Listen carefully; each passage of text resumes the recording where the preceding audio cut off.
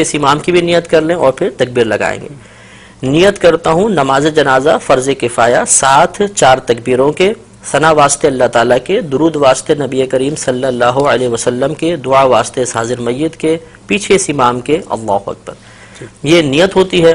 اس میں ایک چیز یاد رکھیں کہ نماز جنازہ میں 2 فرض ہیں اور 3 چیزیں سنت مؤکدہ ہوتی ہیں.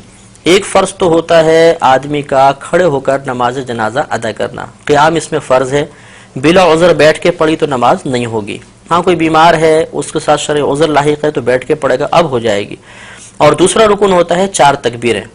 جنازے کی 4 تکبیریں فرض ہیں اور 3 چیزیں اس میں سنت مؤکدہ ہیں: ثنا پڑھنا، درود پاک پڑھنا اور میت کے لیے دعا پڑھنا. یہ 3 سنت مؤکدہ ہیں اور سنت مؤکدہ کا ترک کرنا 1-2 بار کیا تو برا ہے اور اگر عادت ہی بنا لیں تو انسان گناہگار ہوگا. اس سے معلوم ہوا کہ اگر ہم جنازے کے کم از کم 2 فرض پورے کر لیں گے تو نماز جنازہ ادا ہو جائے گی، اور اگر ہم یہ 3 سنتیں بھی پوری کریں گے تو کامل طریقے سے ادا ہوگی. اس سے نتیجہ نکل آیا کہ اگر کسی شخص کو جنازے میں کچھ بھی پڑھنا نہیں آتا، نہ ثنا آتی ہے، نہ درود پاک آتا ہے، نہ جنازے کی دعا آتی ہے، اور وہ امام کے پیچھے تکبیر بلند آواز سے لگا لے جیسے میں طریقہ عرض کرتا ہوں، اور وہ بس خاموش بھی کھڑا رہے گا تو جنازہ بہرحال ادا ہو جائے گا اس کا. ہاں یہ ہے کہ سنت کے ترک کا اگر جان بوجھ کے کیا تو گناہگار ہوگا اور ثواب میں کمی آ جائے گی. اب اس کا طریقہ یہ ہوتا ہے کہ مستحب یہ ہے کہ امام صاحب نماز شروع ہونے سے پہلے سب کی طرف متوجہ ہو کے ان کو نیت کا طریقہ بتا دیں، یہ افضل ہے.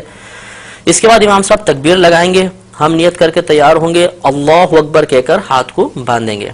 یہ مسئلہ یاد رکھنا بہت ضروری ہے کہ جہاں شریعت نے فرمایا کہ کہو یا پڑھو، اس کا مطلب یہ ہوتا ہے کہ اتنی آواز سے کہو یا اتنی آواز سے پڑھو کہ تمہارے اپنے کان تمہاری آواز کو سن لیں. اس لیے اب ہمیں تکبیر لگانی ہے اور جیسے پہلے بتایا کہ 4 تکبیریں فرض ہیں تو اس میں اتنی آواز بلند رکھنا بھی فرض ہوگا کہ اپنے کان اپنی آواز کو سن لیں.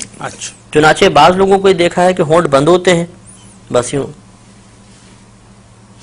اب ان سے اگر پوچھا جائے کہ آپ نے زبان سے تو کچھ بھی نہیں کہا تو کہتے ہیں ہم نے دل میں تکبیر کہی ہے.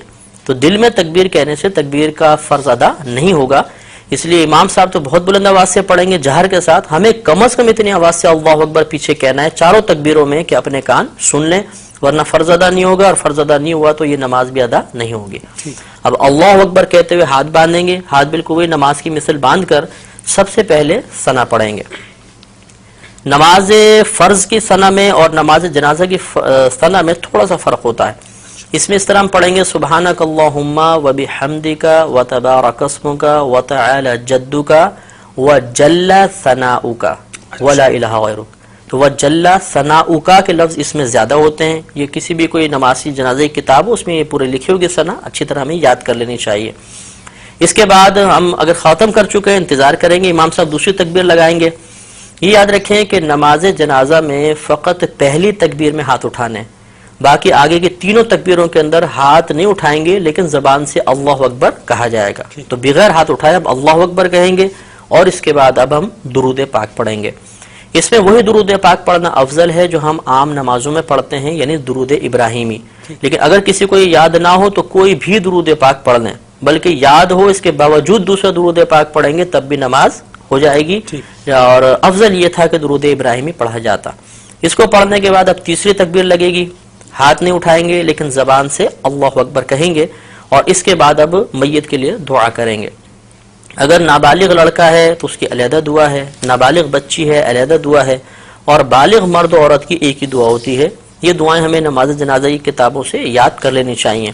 اگر بالفرض کسی کو یہ دعائیں یاد نہ ہوں تو کوئی بات نہیں، وہ کوئی بھی ایسی دعا کر لیں کہ جس میں امور آخرت کے بارے میں کچھ طلب کیا گیا ہو، دنیاوی کوئی چیز نہ طلب ہو رہی ہو، آخرت کے بارے میں، تو یہ ہم کوئی بھی دعا اس میں پڑھ سکتے ہیں.